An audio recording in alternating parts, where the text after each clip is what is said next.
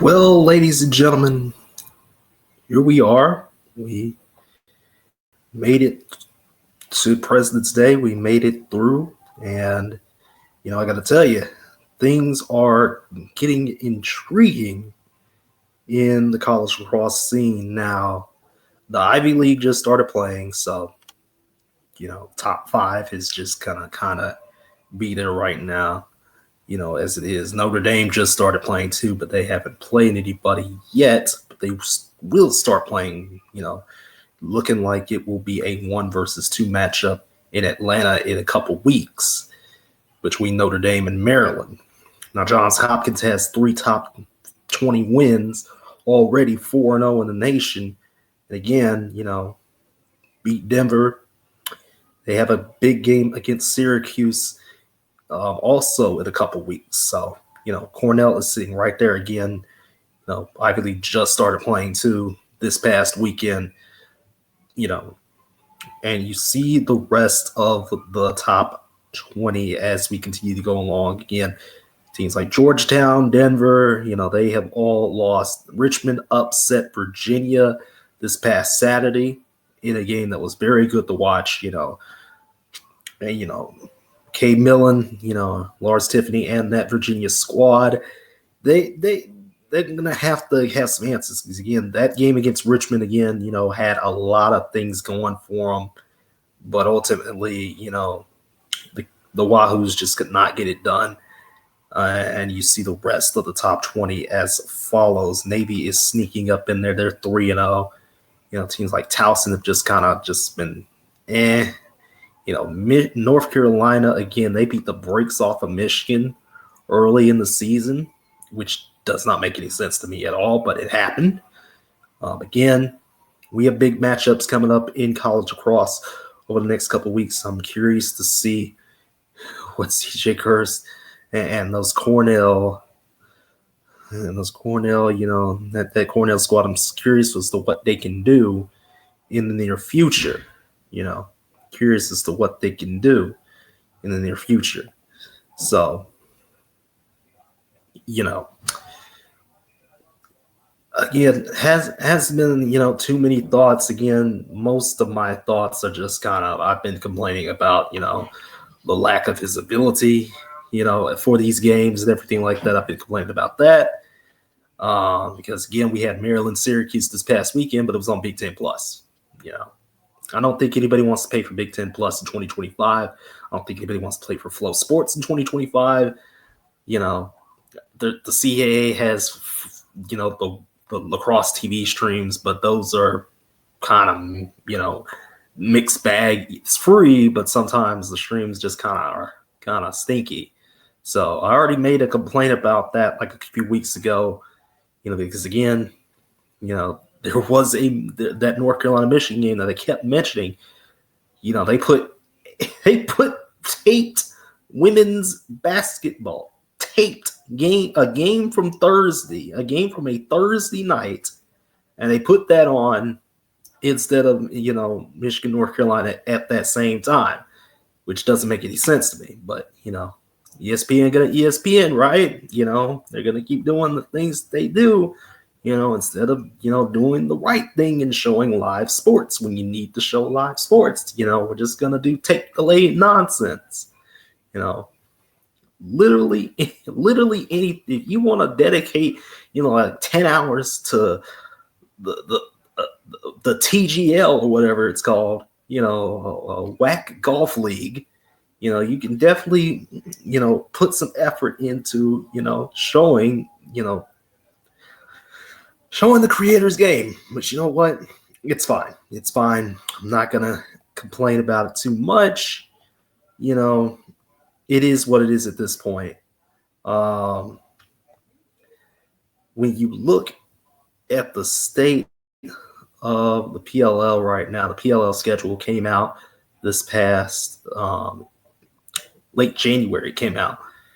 And it's honestly really impressive that they still continue to have the PLL championship, on an NFL Sunday when they could be doing this on, Labor Day weekend instead. But no, you don't want to do that. We want to make the playoffs, like 3 weeks. We want to have games in Long Island, but we haven't booked Long Island yet. Chicago and Fairfield are the other two spots where there will be PLL games this summer. Most of the games are on Friday nights, Saturday afternoons, with an occasional Saturday night game. Actually, most of the other games on Saturday or Saturday night games. So I think it'll be a lot of television inventory there. So I'm hoping that things can come around and make sure that we have actual slots on ABC, more slots on ABC, more ESPN2, ESPN games. Obviously we can't use ESPNU because the Rabble Bros didn't want ESPNU, but to kind of get on to some things that happened. The PLL Championship Series happened, and along with that, the WLL Championship Series also happened. So let me kind of get that up here real quick. So yeah, the Maryland Charm, they had a lot of effort put into it, but ultimately the two losses they had, to Boston and New York, they beat California, they beat the Palms, but ultimately that just wasn't enough for them to get over the hump and, get to the semifinal. The PLL Championship Series, yeah, the Boston Cannons won the PLL Championship Series again. They beat Utah, who cares? Of course, the New York Atlas choked as usual. Why am I not surprised that they choked? Even in the PLL Championship Series, which does not matter to me at all, the Atlas choked. I know, crazy. But yeah, Charlotte North, Izzy Skane, they faced off in the WLL Championship, and what a game it was, 22-17. The Boston Guard win the WLL Championship. This was a magnificent game, for Boston. I mean, I'm telling you, the way things were scuffed for New York, I mean, there was just some things that just, that it just wasn't enough. The offense was just not enough for the Charging, and yet here we are. We have a champion in Boston, and now the momentum of the WLL is kind of contingent on Sixes being in the Olympics. Now, I think I've told y'all already that I do not want to cover World Lacrosse anymore, and I've already said I don't want to cover Canadian box because it's just been difficult to follow and too messy. It's for a guy that deals with a lot of messy sports,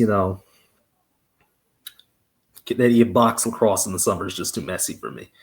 Like, I think if I focus on one thing in the summer, yeah. But yeah, it is good, man. The Brick Wall Hall, just absolutely dynamite. Casty Weeks, the Golden Glove, or what was it? The Golden Glove, I think. Who won the Golden Glove? I forgot. I forgot. Yeah, the Golden Stick. My bad. Emily Hoschuk.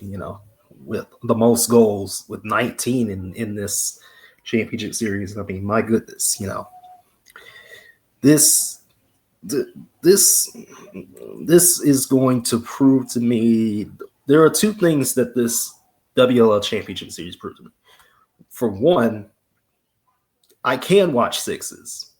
I can watch Sixes lacrosse, but it has to be the women playing it. I just don't think the guys playing the PLL Championship Series kind of fits. So I'm kind of thinking we really don't need the PLL Championship Series at this point. We don't need it. I get it for a lot of young guys. There were some injuries though. But I think, we could have the WLL Championship Series be the thing that kind of moves the motion of the ocean. You get what I'm saying? And have that take over these ESPN, these limited ESPN slots anyway. You see most of the games are on ESPN Plus, aside from Sunday and Monday, and I mean, sixes just does not fit the men. It just doesn't fit the men at all. Like these are the kind of scores I kind of expect right here. 13 to 11. These are the kind of scores I think is nice. These are the kind of scores, 2018, games like those happen, but 29-25. I don't want to see that in men's lacrosse. I really don't want to see that at all. 24-23. I don't want to see that. 34-21. I just don't want to see, the ease of scoring from the PLL guys. I just don't want to see that. I want to see, I want to see the WLL continue to be a thing. And it should be a thing. And others, been talks of like expansion and blah, blah, blah, and other stuff, but I think at the end of the day, my thoughts are, yeah, sixes can work, but it only works for women's lacrosse. It only works for the women. It just does not work for me on the guys, especially in an exhibition that does not matter. And I'll talk about another exhibition that doesn't matter tomorrow when we talk about volleyball, but that's neither here nor there at this time. So the last thing I'll kind of want to go over here before we get on off of here tonight is the NLL. Honestly, it's been a bit of a season so far in the NLL. The Buffalo Bandits were unbeaten until this past weekend when the San Diego Steelers finally got themselves together, took down the Buffalo Bandits in a game that, it just made sense. It just made a whole lot of sense. And you see the standings right now. You see what game. There's going to be some games featured in the future on ESPN networks that, are really, really good. Jeff Teat finally is alive. Tyson Bell's suspended, but he'll be back at some point. Austin Stotts is just suspended indefinitely. You see the NLL standings as it is right now. Saskatchewan is right behind Buffalo at 8-2. Calgary, Colorado, Georgia, Halifax, Ottawa. Again, Jeff Teat has finally come alive. Vancouver, and San Diego, Philadelphia to kind of round out, this weird cluster of teams that are 6-4, 5-4, 5-5. There's a lot of teams that are just going to be right there in the mix of things. And, Saskatchewan has the pieces that could do it, but, it's going to be a matter of can they get it together? Can they get it together once playoffs come time? Again, a lot of these teams have 8, 9, 7, 8, 9 games left to go. You see the Las Vegas Desert Dogs, they are down there, but they did set an attendance record, though, so that's good. Toronto's 3-7. Yeah, they lost to Buffalo again. Like, why are we not surprised? It got so bad. There was some fighting going on. Michael Sowers debuted for Philly. Brendan O'Neill is still playing lights out, and I mean, Philadelphia is also just kind of right there in the thick of things. And, a lot of these teams that are in the thick of things, they're going to have to get it together over the next couple of weeks. We still have a long way to go until the NLL playoffs. We still have 2 months. And, again, a lot of things are going to change. A lot of things are going to be different by the time we come back and talk about the NLL again. And I'll be sure to have more stuff to talk about, as the time goes on. But again, Saskatchewan, you are in position to be in position. Buffalo is mortal.